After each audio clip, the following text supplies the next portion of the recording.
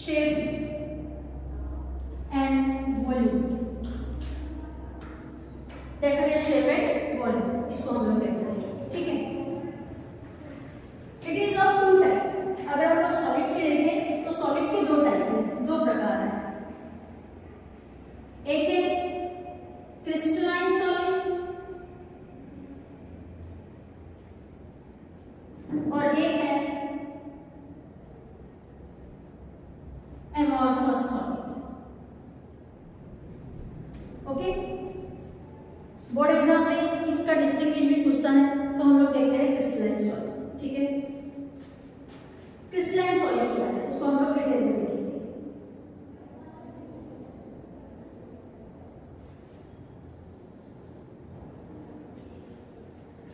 Crystalline solid, okay, a substance which have long range order of atom and ion. Long range order of, जिस solid में long range order होता है atom, ion and molecules का, ठीक है। A substance in which solid in which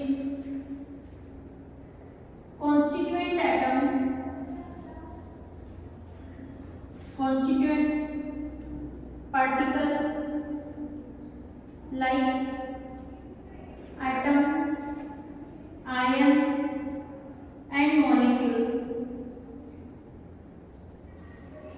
are present in ordered manner,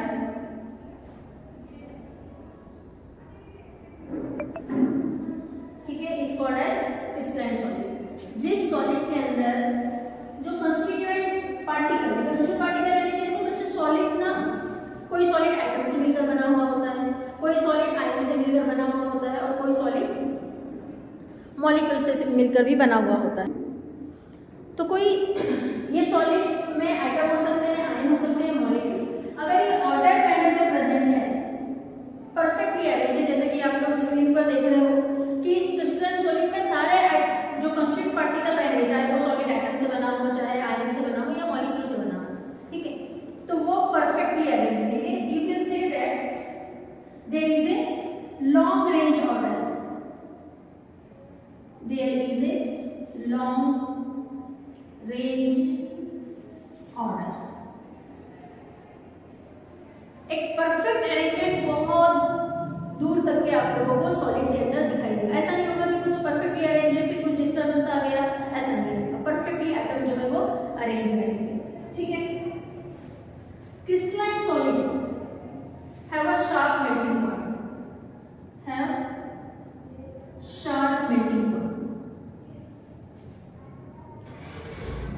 अब sharp melting point का क्या मतलब होता है? शार्प मेल्टिंग पॉइंट का मतलब ये होता है कि फॉर एग्जाम्पल कोई सॉलिड है, उसका मेल्टिंग पॉइंट है 80 डिग्री सेल्सियस, ओके, और हमने उसको मेल्ट करने के लिए रखा। तो जो क्रिस्टलाइन सॉलिड होते हैं उनकी खासियत ये होती है कि वो 79.9 डिग्री सेल्सियस पर भी सॉलिड ही बने रहे। जैसे ही 80 डिग्री सेल्सियस होगा, they get converted into liquid state. वहीं पे इसको आप कंपेरेटिवली ऐसे समझ सकते हो कि जो अमॉर्फस सॉलिड होता है, अमॉर्फस सॉलिड को जब आप हीट करोगे तो वो डायरेक्ट सॉलिड से लिक्विड में नहीं कन्वर्ट होगा, वो पहले सॉफ्ट होगा, उसके बाद वो जाके लिक्विड में कन्वर्ट होगा। बट अमॉर्फस सॉलिड की स्पेशलिटी ये होती है कि last and point degree Celsius तक भी वो सॉलिड बना हुआ रहेगा और जैसा ही उसका मेल्टिंग पॉइंट आएगा, it get completely converted into liquid state, okay. So they have a sharp melting point. Next point देखते हैं हम लोग।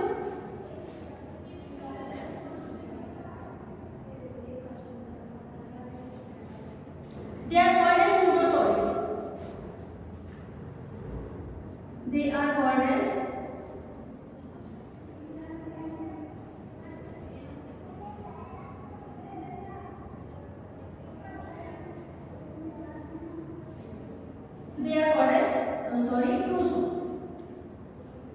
true solid, ठीक है। pseudo-solid they are called as true solid. इसे true solid कहा जाता है। क्रिस्टलाइन सॉलिड को ट्रू सॉलिड कहा जाता है। क्यों ट्रू सॉलिड कहा जाता है? क्योंकि अमॉर्फस सॉलिड ये सूडो सॉलिड होते हैं, दिखने को तो सॉलिड होते हैं बट समय के अनुसार उनमें फ्लूइडिटी प्रॉपर्टी आ जाती है और वो बहने लगते हैं। बट क्रिस्टलाइन सॉलिड जो है वो हमेशा सच्चा सॉलिड ही रहेगा, हर स्टेज में, हर टेम्परेचर पे, ठीक है। मतलब कितना भी हम लोग समय का काल ले ले, वो सॉलिड ही बना हुआ रहेगा, ठीक है। तो क्रिस्टलाइन सॉलिड जो है ये ट्रू सॉलिड कहलाते हैं। एग्जाम्पल ले लेते हैं इसका। एग्जाम्पल आपको वही मिलेगा, ऑल मेटल्स। एग्जाम्पल ले लेते हैं हम लोग, sodium, potassium, copper, silver and so on, ठीक है। ये सारे ही क्रिस्टलाइन सॉलिड हैं, okay.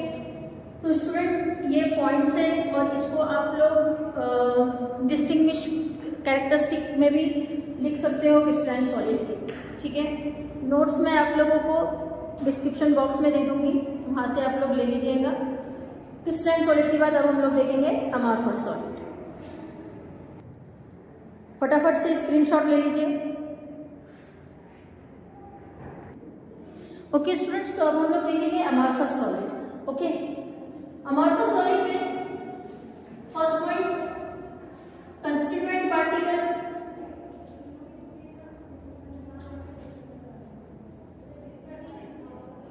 Like ion, atom and molecule are not perfectly arranged.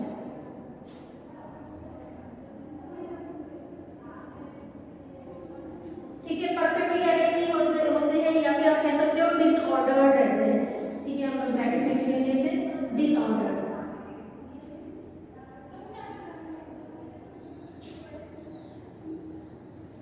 Amorphous solid जो है उनमें आइटम परफेक्टली अरेंज नहीं रहेंगे, जनरली वो डिसऑर्डर्ड ही रहेंगे, ठीक है। इसके हम तो कह सकते हैं कि they have short range order.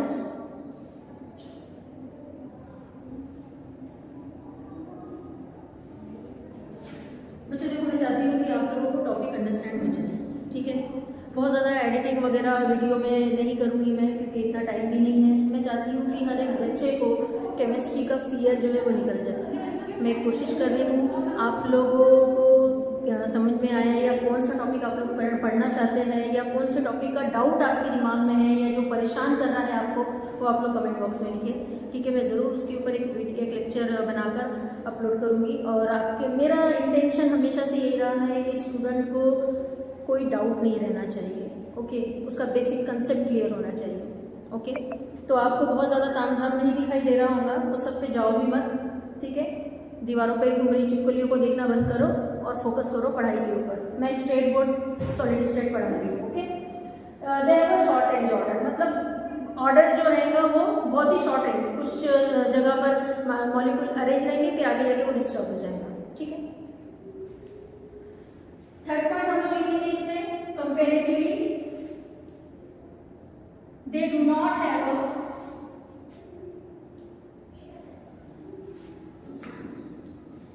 a sharp melting point. They do not have a sharp melting point. Amorphous solid का शार्प मेल्टिंग पॉइंट नहीं होता है, ठीक है। शार्प मेल्टिंग पॉइंट नहीं होने का क्या मतलब है? इसको हम लोग एग्जांपल लेते हैं ग्लास से, ठीक है। कि जब कभी हम लोग ग्लास को मेल्ट करते हैं तो ग्लास अपने मेल्टिंग पॉइंट आने से पहले ही क्या होगा? पहले सॉफ्ट होगा, सॉलिड से सॉफ्ट होगा, फिर सॉफ्ट से वो लिक्विड होगा। ऐसा क्रिस्टलाइन सॉलिड में नहीं होता है। क्रिस्टलाइन सॉलिड में डायरेक्ट सॉलिड से लिक्विड, बट अमॉर्फस सॉलिड में सॉलिड सॉफ्ट देन लिक्विड। इसलिए हम लोग कैसे कहते हैं कि they do not have a sharp melting point, okay. और इसी वजह से हम लोग कहेंगे कीचड़ झुट्टे, मतलब अमॉर्फस सॉलिड जो है it is a pseudo solid, it is a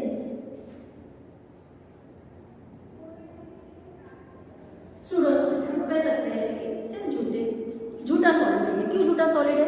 इसका एग्जांपल देखो, मैं आप लोग को बताती हूँ कि जब आप लोग किसी ओल्ड गवर्नमेंट बिल्डिंग में जाते हो, ठीक है, 40-50 साल पुरानी अगर कोई गवर्नमेंट बिल्डिंग में जाते हो आप लोग, तो वहाँ की जो विंडो के ऊपर, पैनल्स के ऊपर जो ग्लासेस स्क्वायर में जो लगे हुए रहते हैं, अब उसको आपने कभी गौर से नहीं देखा होगा, तो अब जाके देखना कभी मौका मिले तो, ठीक है। आपके पूरे आजू बाजू केमिस्ट्री है, साइंस है, सिर्फ आपके देखने की ज़रूरत है। तो वो पैनल्स को जब आप लोग देखोगे ना, तो वो पैनल के, जैसे ये पैनल है, तो ये पैनल का ये वाला पोर्शन ना आपको ना ब्लर सा दिखाई देगा, धुंधला धुंधला दिखाई देगा, येलोइश दिखाई देगा, धुंधला धुंधला दिखाई देगा। ओके, अब आप क्या सोचते हो कि ये पुराना है इसीलिए ऐसा, पुराने की वजह से नहीं दिखाई दे रहा है, वो इसलिए दिखाई दे रहा है क्योंकि समय के साथ, क्योंकि ग्लास एमॉर्फस सॉलिड है, तो समय के साथ वो सूडो सॉलिड है, मतलब वो एक प्रकार का लिक्विड है, तो समय के साथ क्या होगा कि वो बहना शुरू हो जाएगा इस तरीके से।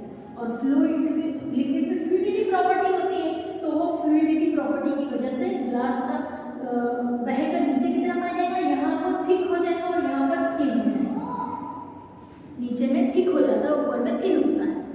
किस वजह से? फ्लूइडिटी प्रॉपर्टी की वजह से, ठीक है, इसलिए इसे कहा जाता है कि pseudo solid. Next and last part, example है ग्लास, ठीक है। आप कह सकते हो रबर, ठीक है, नॉन मेटल,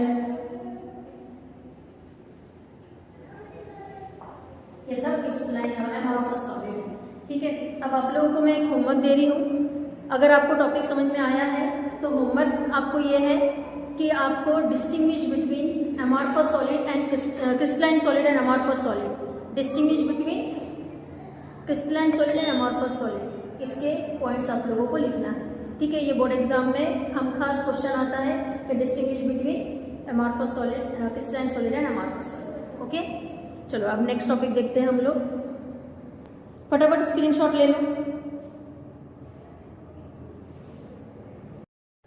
स्टूडेंट, अब हम लोग देखेंगे कि types of crystalline solid. Okay, types of crystalline solid.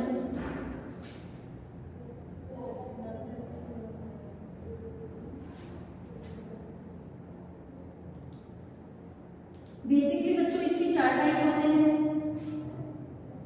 Ionic solid, metallic solid,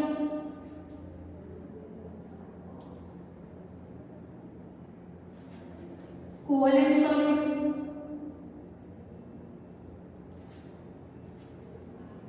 and molecular solid.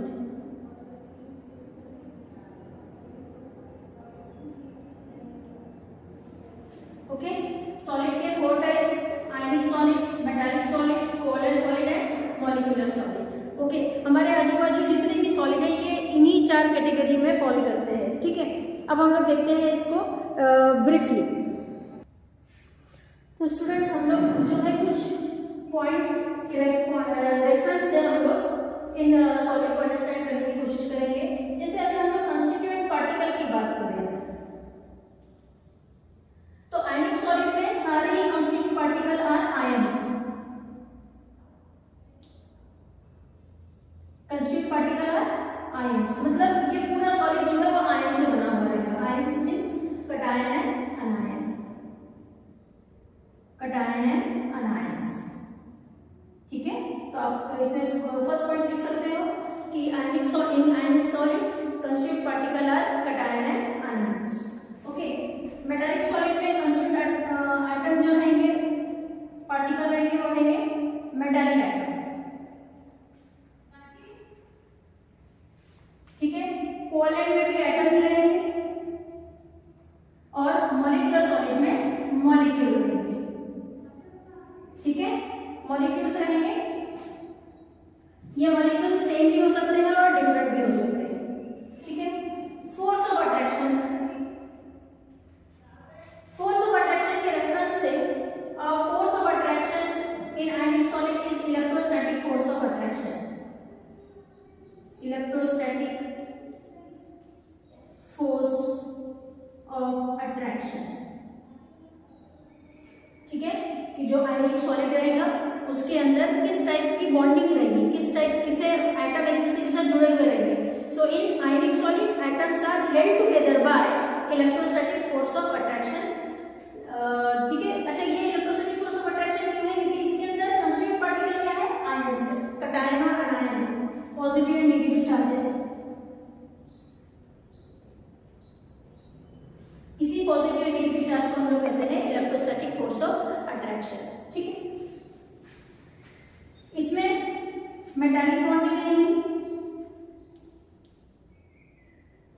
इसमें कोवैलेंट बॉन्ड रहेगा फोर्स ऑफ अट्रैक्शन, और इसमें वैन डर वाल फोर्स। ये भी एक टाइप का फोर्स है, आपको पता है, van der Waals force. Next is melting point and boiling point. ठीक है, melting point and boiling point. Melting point अब क्योंकि इलेक्ट्रोस्टैटिक फोर्स ऑफ अट्रैक्शन है, एटम और आयन के बीच में बहुत ही स्ट्रॉन्ग, ठीक है, घनिष्ठ मित्रता है, कटायन अनायन या अनायन कटायन को बहुत ही स्ट्रांगली पकड़ के रखा है, तो क्या होगा, उनके बीच में strong electrostatic force of attraction होने की वजह से ये जल्दी मेल्ट नहीं होगा, तो हम कह सकते हैं कि हाई मेल्टिंग पॉइंट। ठीक है, melting point and boiling point कैसा रहेगा? हाई रहेगा। मेटालिक सॉलिड है, कोई भी मेटल ले लो, जल्दी पिघलता है क्या? नहीं, मेटालिक सॉलिड कभी कैसा रहेगा? हाई रहेगा।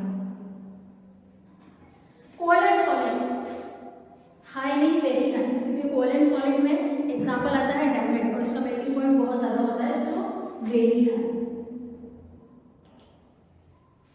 और मॉलिक्यूलर सॉलिड, क्योंकि मॉलिक्यूल सेम एटम के भी हो सकते हैं, डिफरेंट एटम के भी हो सकते हैं, तो यहाँ पर मॉलिक्यूल का मेल्टिंग पॉइंट जनरली क्या होता है? लो। क्यों? क्योंकि ये सॉफ्ट टाइप के मॉलिक्यूल होते हैं।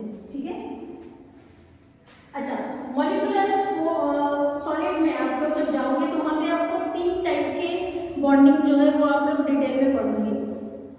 3 टाइप के, एक है वैन डर वाल फोर्स, एक है डायपोल डायपोल इंटरेक्शन, और तीसरा है हाइड्रोजन बॉन्डिंग। ये तीनों भी टाइप की बॉन्डिंग कौन कौन से? Van der Waals force, dipole dipole interaction and hydrogen bonding, ये तीनों भी मॉलिक्यूलर सॉलिड में देखने को मिलता है, क्योंकि मॉलिक्यूलर सॉलिड 2 टाइप के होते हैं, पोलर एंड नॉन पोलर। ठीक है, कंडक्शन की बात करते हैं हम लोग। कंडक्शन, ठीक है, तो good conductor, they are good conductor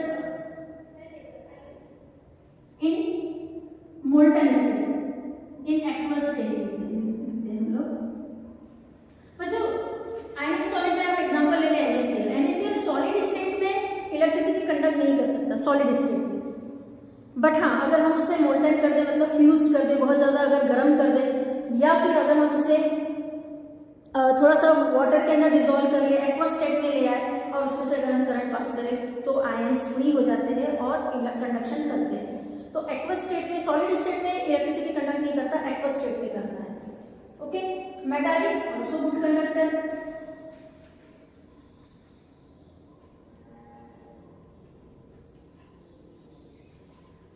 ठीक है, कोवैलेंट सॉलिड जो है वो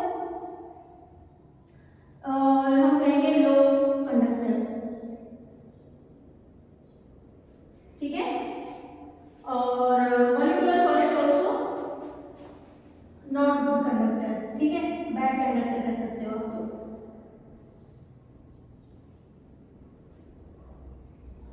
ठीक है, अब लास्ट में हम लोग देखते हैं एग्जाम्पल।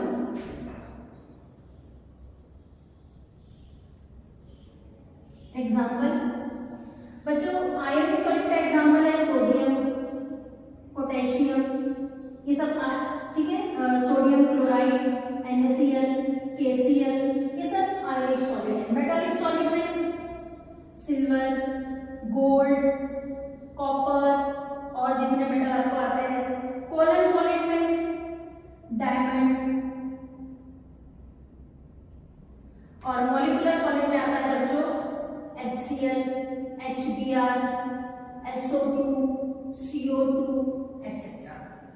ओके, तो बच्चों इस तरीके से ये हुए चारों भी टाइप के क्रिस्टलाइन सॉलिड के टाइप्स। ठीक है बच्चों, मैं फिर आपको बता रही हूँ, ताम झाम पे मत जाओ कि ये लाइन टेढ़ी होगी, ये लाइन ऐसी हो गई, समझ में आया या नहीं, ये कमेंट्स में ज़रूर बताना। ओके, और मैंने बहुत ईजीएस्ट वे से with reference to all points मैंने आपको एक्सप्लेन कर दिया है। ये टॉपिक बच्चों को हार्ड लगता है, आई डोंट नो क्या इसमें रॉकेट साइंस है, बट देखो इसमें कोई रॉकेट साइंस नहीं है। इसी को आप लोग पॉइंट बना के इंडिविजुअली भी आप लोग आयनिक solid, metallic solid, molecular solid, इस तरीके से एक एक पॉइंट का रेफरेंस, किस कंस्टिट्यूएंट पार्टिकल कैसे है, फोर्स ऑफ अट्रैक्शन किस तरीके का है, मेल्टिंग पॉइंट कैसा है, ठीक है, और उसके बाद कंडक्शन कैसा है, इसके रेफरेंस में आप लोग लिख सकते हो पूरा एक पैराग्राफ। ओके, तो आप लोगों को ये टॉपिक कैसा लगा, कैसे समझ में आया, नहीं समझ में आया, और कौन सा टॉपिक आप पढ़ना चाहते हो, कौन से डाउट आप लोग के माइंड में है, प्लीज़ कमेंट करें। मैं डेफिनेटली आपका वो प्रॉब्लम सॉल्व करूँगी। ओके, फिर मिलेंगे नेक्स्ट वीडियो में।